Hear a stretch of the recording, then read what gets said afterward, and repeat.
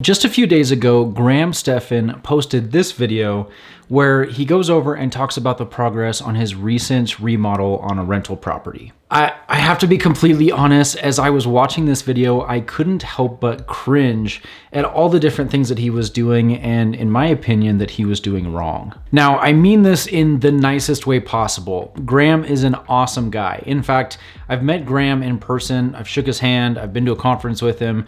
I'm sure he doesn't remember who I am, but I remember him. He's an awesome guy, so I mean no disrespect to him whatsoever. Not to mention that he's a huge inspiration for not only me, but pretty much every single other personal finance YouTuber on YouTube. But that being said, as I'm watching this video, as he walks through his rental property and showing the progress on the rehab, I disagree with just about every single thing that he's doing. So in this video, that's exactly what we're talking about. I'm gonna walk through that video with you, say what he's doing wrong, what he's doing right. He's doing a couple of things right, but what he's doing wrong and how I would do them differently. If you're new to the channel, if you don't really know anything about me or what I do, I talk about everything personal finance and real estate here on YouTube. Now, my wife and I, we own a couple rental properties and we also have a couple house flips. With those house flips, we buy distressed properties, fix them up, and then flip them for a quick profit. And the reason that we do this is we can take that money, the proceeds from the flip, and use that to purchase more rental real estate. The reason for that is because we care about passive residual income. That's all we want. I mean, it's great to have a large lump sum, but unless it's giving you a return on your money every single month, it doesn't really interest me. So we take the money from the flips, use that to purchase more rental properties. So with that being said, I don't claim to be any kind of an expert. I am not an expert rehabber, but with the flips that we have done, I feel like I've learned a thing or two, what makes money, what doesn't make money, what home buyers like, what they don't like, and there's a few things that I would do differently. First and foremost, when you're looking at rehabbing a property, whether that's a rental property or a flip, it all comes down to the numbers. And the thing with the numbers is you have to look at them very differently because your target audience, the people who are going to be renting an apartment from you, are a very different audience than the people who are going to be purchasing a flip from you. Depending on who your audience is, you cater to them differently. You do different things because different audiences want different things. Everything that Graham Stephan is doing is perfect. And I mean perfect for a house flip. He's doing everything right. He's fixing everything that a potential home buyer is going to want when they're purchasing this property. But with that being said, this is going to be an awful decision for a rental property. It's going to cash flow fine, but the money that he's spending to fix up this property should not be spent how he's spending it. So with all that being said, let's watch the video together. I'm going to pause it throughout, talk about a certain few things, but let's watch it together and I want to talk about what I would do differently. What's up, you guys? It's Graham here, and I gotta say, I'm really happy that so many of you have been reaching out to me asking for an update on the status of this renovation. I've been a little hesitant about posting sooner because I wanted to wait until more work had been done, more progress had been made, and there's a little bit more of a substantial update to give. Kinda like with this video today. I just wish it were more good news, but yet again, this thing is just draining money. But anyway, you tell me, if you want to see more frequent videos on the status of the remodel, just let me know and I will absolutely do it. And of course, you could let me know by smashing the like button for the YouTube algorithm. Otherwise, I'll probably keep it to every other week or so because typically with a remodel, 80% of the time... Okay, here is... I cannot believe this. The first thing that Graham has done wrong is he's torn everything down to the studs. I'm appalled at how this looks right now. When you tear everything down to the studs, you're essentially rebuilding the entire house from scratch. So at this point, he's got to redo drywall, he has to redo tape and texture, he has to prime, he has to paint, and then on top of that, you've got to do all of the trim pieces again, you've got to do the kitchen cabinets. When you take it down all the way to the studs, when you take it down to ripping out all of the drywall, there's a lot that you have to do to get it back to that point where it's livable again. The other thing too is when you're tearing out all of the drywall, everything's exposed. You've got plumbing exposed and you've got electrical exposed. So it's very tempting when you take it down to the studs to want to say, you know what, we're already at the studs, we might as well do all of the electrical, or we might as well just rip out that old copper pipe. When you're rehabbing a property, it is so easy to get caught up in those might as wells. And every time you say might as well, those might as wells are costing you more and more money. I would say in very, very few cases would you ever have to take a rental rehab to this point. At a bare minimum, what I would do is if for some reason you do need to get behind the sheetrock, what you do is you cut the sheetrock 4 feet high. So it's like right at waist or chest height. You go around the whole house if you need to, and you cut off just the bottom half of the sheetrock.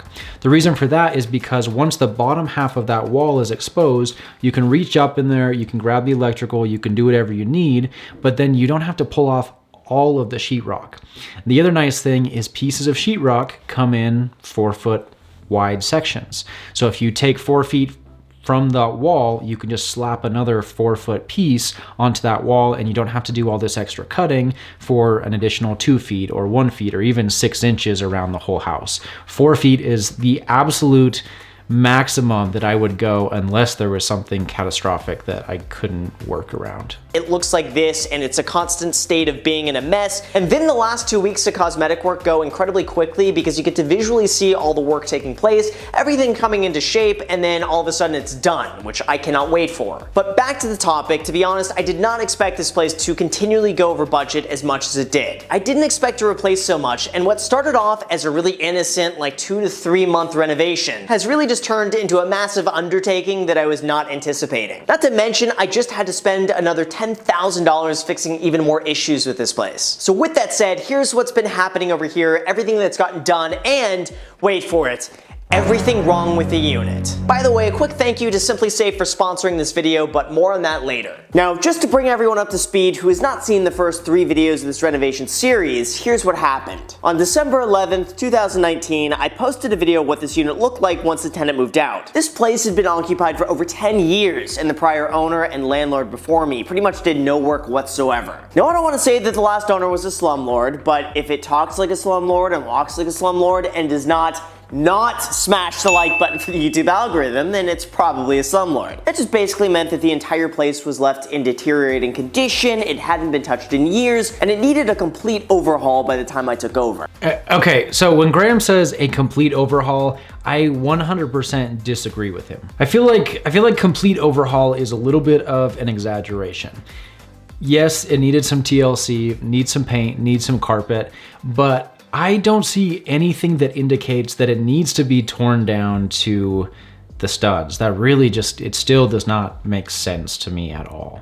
Yes, even though the tenant did leave behind a lot of trash when they vacated the property, I did want to clarify that I let them leave behind whatever they wanted to throw away, because it was going to be costing them extra for trash removal, and I was just going to be gutting the place anyway. So I offered to throw away whatever they didn't want on their behalf to save them some money. They also got their full security deposit back because, I mean, come on, like, why would I care about like scratches on the floors or scratches in the walls when I'm just going to go? Okay, so this shot right here where you can see that beam exposed, I'm very curious to hear, or maybe there's something major that I'm missing, but I do not feel like this was necessary. So again, unless there was something major, something structural, that something was sagging, or, you know, it just seems a little bit unnecessary. One, beams are very expensive, as well as the metal hardware that you can see attached right here on the ends to secure that beam. And the other thing that I don't understand is the joists are running in the same direction as the beam. I would be very interested to understand why he did that, because I feel like that's a very expensive thing to do. So the thing that I worry is, yes, as you walk into that room, it does have a smaller opening for the door. I would be scared to hear that Graham opened that up just for the sake of opening it up. Yeah, it takes a little bit out of the room, but to add this beam, just to add that extra opening, to make it a little bit wider, you're never gonna make that money back. Your tenants don't care one bit. So this, in my mind, was very unnecessary. And destroy it anyway. Then in the second update of the series, posted on December 20th, we started tearing apart the unit and going behind the walls to see what was behind. And that's where things started to get a bit interesting. Anytime you start a renovation, you never really know what you're getting into until you go behind the wall. Again, I disagree with this here. That is not true. You don't have to tear into the walls to figure out what's going on. There's a lot of exterior indicators that you can see to figure out what's going on behind the walls. For example, if you have mold on your drywall, chances are that there's a leak somewhere. You don't have to rip off all of the drywall in the whole apartment to figure out that there's a leak behind this wall somewhere. Or let's say you think there's something going on, but you're really not sure. There's no mold, there's no exterior signs. Before I start cutting into drywall, what I would do is I would take a tiny little drill bit, I would drill a hole through the sheetrock, and then I would take one of those little scopes, those little cameras with a light that you can just plug into your phone. You get them for 30 bucks on Amazon. You can stick that through the hole, you can fish it around, you can see if there's anything wrong before tearing into the drywall. If there's nothing wrong, then you put a little bit of putty and one swipe of a paintbrush and you're done. There's nothing left to do. And then you see what you're really dealing with. Because unfortunately, drywall and paint can cover up a lot of issues that you would have never known about otherwise. And for me, one of the issues was having to replace several windows that were just so beyond repair. And then having to replace some ceiling jousts that were just sagging from old age. This one, right over here. Well, all of these. Okay, so this is another reason that I don't know, this whole thing is just like, it's really cringeworthy. The reason is because this is an example of tearing into stuff too far. Graham mentions that he doesn't like the ceiling tiles, and I agree. The acoustic ceiling tiles, they're old. They don't look very good. But the thing is that once he removed those, then he starts to see the problems with the sagging joists. Then he starts to see the problems with this. Now, I don't want to sound like a slumlord. That's not what I want. I mean, things that need to be fixed should be fixed. But from the exterior, I don't see anything wrong with the ceiling. It's not really sagging that much or at all from what I can tell. Yes, the ceiling tiles, they're ugly, but throw some paint on them, your tenants don't care. And just like I said before, once you start tearing off the ceiling tiles, then you get into the, well, we might as well. And again, the might as wells, they cost money. And in that video, I also discussed some issues with the master bathroom layout. To be honest, it was not something I could easily figure out because it was positioned so weirdly. And any floor plan idea that was passed by just didn't seem like it would really work when you actually went and measured it out. But I think now in today's video, we have the solution. Finally, we have the latest video I posted on the series on January 10th of last month, when the cost of this unit actually ended up exceeding $100,000. And admittedly, that was way more than I originally anticipated. At first, I was realistically thinking this would be more like $65,000 to $85,000, somewhere around there. But little did I expect that this would actually turn into a complete rebuild by the time we got into it. It turned out qualified labor was way more expensive than I thought. Way more things needed to be replaced than I thought. Now that's all fine, I just want this to be done right the first time and last a very long time. But it does get a bit frustrating to see more and more bills just continually start to rack up. And then I'm just secretly thinking to myself like, geez, what next? What else is possible that needs to come up? And that brings us to today's video. And now let's talk about what's been going on here and everything wrong with the unit. Where to begin? Well, we may as well start with the most recent and expensive thing first, and that would be the electrical. When we got behind the walls and started looking into adding recessed lighting everywhere, we noticed that the current electrical system was just extremely old. It was all of that old knob and tube wiring that was extremely prevalent during early 1900s constructions like this one. And surprisingly, it actually held up pretty decently over the last 100 years. This is another thing that I do agree with Graham on this. Knob and tube wiring is old. It needs to be replaced, but this is something that you do in a rehab, a house flip, not a rental property. And this is why. So let's say it's a rental property, a tenant walks in, a tenant flips on the light switch, the light turns on. There is not a single tenant in the world that says, wow, I'm really disappointed that that's old knob and tube wiring. No, one, you can't tell from just unless you tear down the drywall. But two, tenants don't care. All they care is that there's a light switch and a light that turns on. That is the only thing tenants care about. On the other hand, a homeowner cares very much. If a homeowner knows that this house was built in the 1920s, 1930s, and knows that the electrical has not been updated, then yeah, there's going to be a concern. They're going to worry and they're going to say, well, what if this causes a fire? Or what if this? Or what if that? Homeowners like new, updated, fancy, modern, and I totally get that. And it makes sense. If this is a flip, it should be replaced. If it's a rental and it's working fine, again, if it's not working, if it's sparking, if it's causing fires, dangerous, yeah, it should be replaced. But if it's perfectly functional, don't replace it. So here's a quick tip. Prior to the 1950s or so, there really didn't exist anything like building codes. It wasn't really a thing. So even if you have a house that was built in the 1920s or 1930s, that doesn't mean that you have to bring the wiring and all of the codes for everything up to 2020 standards.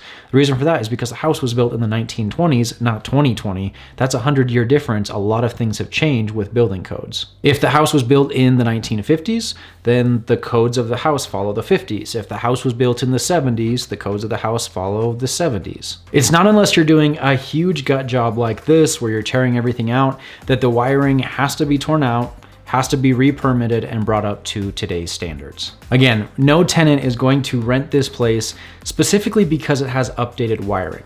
If it's a flip, replace it. If it's a rental, leave it. But even though it worked, it was definitely deteriorating, and because that type of wiring has a higher risk of fire hazard, it was best just to go and replace it all now while everything is opened up, as well as a new electrical panel for the price of another $10,000. Again, this is something that's all done by licensed electricians, so you get what you pay for. But that's another $10,000 that I'm not getting back, and that makes no difference whatsoever to the ROI on this unit. It's not like a tenant is going to pay more money for a unit with all new electrical wiring. But at the very least, it's going to be one less thing I need to do in the future, and it's not going to be something I'll have to worry about for a very, very long time. Next was that we had to replace these ceiling jousts because the old ones were 100 years old and sagging. Again, that's something that you don't really see until you take off the ceilings and then you see what's underneath and what you're dealing with. But again, that comes with the territory, and one of the reasons why I always tell people to expect it's going to cost way more than you think it will, because it always does. We also had to go and level out the floors because over time things have just shifted around a bit, and we did that by laying board over top. But the bad news is that the current hardwood floors are going to be difficult to salvage and keep everything level at the same time without spending a ridiculous amount of money. So with that, unfortunately, I think we're going to be laying new floors over top of this. But on the bright side though, even though it's going to cost more money, the new hardwood floors are going to look really good in here. I'll likely go with a luxury vinyl plank, so that way it's extremely durable, it's scratch resistant, it'll be stain resistant, and it'll be perfect for the next tenants who decide to move in here. And I'm expecting that type of durability is going to last a very long time, so I'm not going to have to deal with this for a very long time. Okay, this is actually one point where I do completely agree with Graham. If you were to try to patch those floors like he said, it would be one, expensive. It would be two, to make sure that they have like the same look. You'd have to resand everything, refinish everything to make everything match. And it's not as gonna be as durable. Hardwood floors scratch, and just in a rental property, I don't know. I'm kind of torn on that. We do have rentals with hardwood. I don't know. I'm with Graham because one, LVT is cheap. It's very durable. It'll last forever. It looks awesome. It makes a house look really, really modern.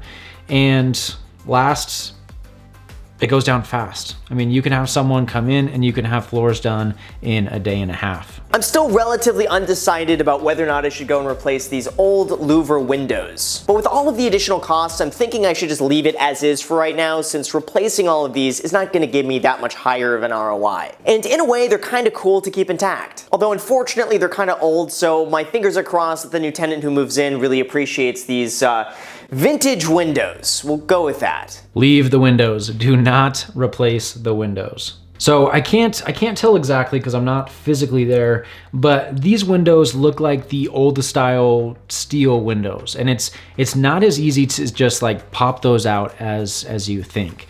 when they're steel windows, you have to physically take a grinder and cut around the outside, and it's really expensive to do. So it's not as simple as just, like I said, popping out these windows, popping in new ones. And again, this is one of those things that the tenants just don't care about. A tenant doesn't really walk in and say, cool, this has nice brand new windows. I mean, it's an added plus. If it has brand new windows, then that means that it's going to be more energy efficient. The tenants are going to, appreciate the lower utility bills. But as far as an ROI goes on this, you're never going to make your money back. Graham mentions that it's going to be $9,000 to go through and replace all these windows. Again, just like the electrical, no tenant really cares. A tenant cares that there are windows and it has perfectly functional windows. Again, if this was a flip, replace them, rental, keep it.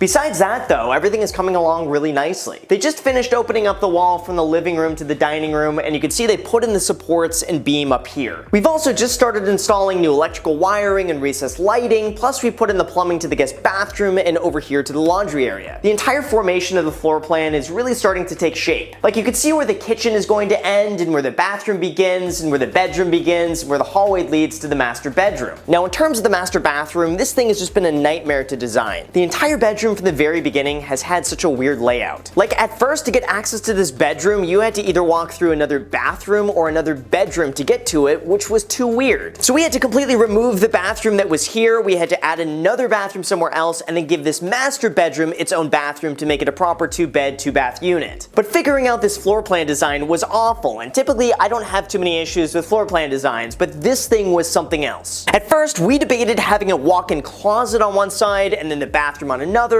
We debated having another design with the shower moved to the corner and then the toilet over here. We went through about 5 designs before eventually I had enough, and then we settled on this design that I'm showing you right here on the screen. So the toilet is going to be going over here in this corner, then the shower will take up this entire space with glass on both sides here. Okay, I hope he's kind of like, maybe not joking, but I hope this is just like an example photo and that it's not really going to be a physical glass shower. Unless he's going for a really super high-end luxury rental, I would not ever put a glass shower in a rental property. One, they're expensive. It's really expensive. And again, tenants don't care about glass showers. All they care is that there is a shower. They want it to be nice, they want it to be clean, but you can get that with just a standard fiberglass shower. You can go down to Home Depot, you can get them for $300 to $500, put it in. If you put in a shower like this is gonna be $1,200 to $1,800, and you're never gonna see the ROI on that. I hope that this video is kind of showing you, I hope you're grasping it. I hope you're getting what I'm talking about, is that this is overkill for a rental property. This just does not make sense. You have to think about cost, you have to think about durability, and the things that Graham's doing is not cost effective. I mean, I guess it could be durable, but everything that he's doing is perfect for a flip, but not for a rental property. You have to think about the numbers, you have to think about what your tenant's gonna want, and all of these extra additions, Graham's doing it because it's nice to have. Eventually, at some point, maybe he'll sell this property and then it'll be great. But if he holds it for another 10 or 20 years, you're gonna have repairs because tenants have damaged things. And two, if you design it to today's standards, it's not gonna be modern anymore 20 years from now. Things are gonna have to be fixed and updated then too. So do the bare minimum. Make sure that you have a nice place for tenants to live in, but don't go crazy. Okay, now for the sake of making this video too long, I'm gonna stop watching Graham's video here. Now, if you've watched some of the other videos from Graham, you'll notice that he mentions that because the tenant has lived in here for so long, the previous tenant that moved out lived for 12 years, the market rent has increased significantly. So he says that once everything is done with this remodel, he's gonna be able to get an additional $1,200 per month in rent. If you take that $1,200, multiply it by 12 months, you get $14,400 additional rent over the course of 12 months, which that's awesome. There's nothing to complain about there. But if you take that $14,400, divide it by the $100,000 that he's investing to fix up this property, that comes out to a 14.4% cash on cash return. Now, that's actually a really good return if you compare 8% in the stock market 14% is amazing. All day long, I'll take 14%. That's not what I'm complaining about. What I'm complaining about is the fact that he could have rehabbed this house for $40,000 to $50,000.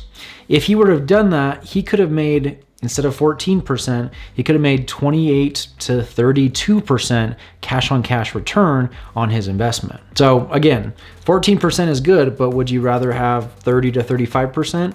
Yeah, I mean, you're gonna take that all day long. Graham added a ton of work and a ton of additional cost on himself that he didn't need to do. Take, for example, the kitchen cabinets.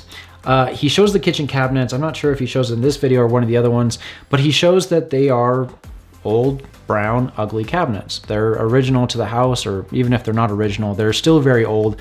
And a lot of people would go in and just knock out those cabinets and replace them. Typically speaking, if you're gonna replace a kitchen, all the cabinets, get everything like that, unless you're buying cheap Lowe's cabinets, I mean, you're really, truly, you're looking $8,000 to $10,000 to replace all of the cabinets in that kitchen. Instead, you could have just taken those cabinets, painted them, add some new hardware, and then you're good to go. There's a video that's done by Meet Kevin where he talks about how to repaint kitchen cabinets. He's done 2 videos now talking about how on remodels, he's taken some old wood doors, old wood cabinet doors, and just painted them.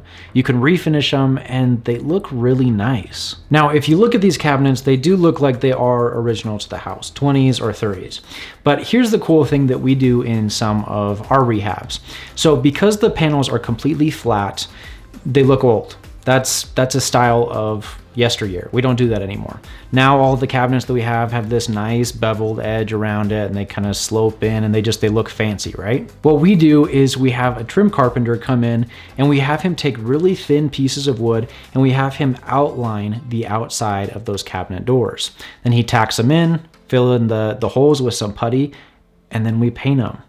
So now, instead of spending $10,000 to replace all of the kitchen cabinets, you just spent 1/10 of the price to stick some stupid little pieces of wood around the borders and to paint everything. Anyway, so these are just some of the things that I would have done differently. Again, kind of makes me cringe to watch this because he's spending way more money than he needs to.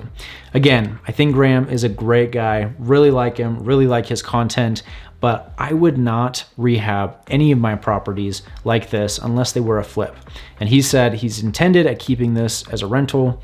This is not going to make a good rental because you're dumping way too much money in to fix it up that's not necessary. The next video that I want you to watch is this one right here, which I'll link down below. And it talks about some of the things that I look for before I purchase a rental property. These are the things that I inspect. These are the things that I look for before making the plunge and dumping all of this money into a rental property. Cosmetic stuff, that's easy to fix, but the bones, the structure of the house, if that's not good, then you're gonna have some problems. So those are some things that I do. Definitely check out that video. Otherwise, thanks so much for watching, guys. Appreciate you being here. We'll catch you in the next one.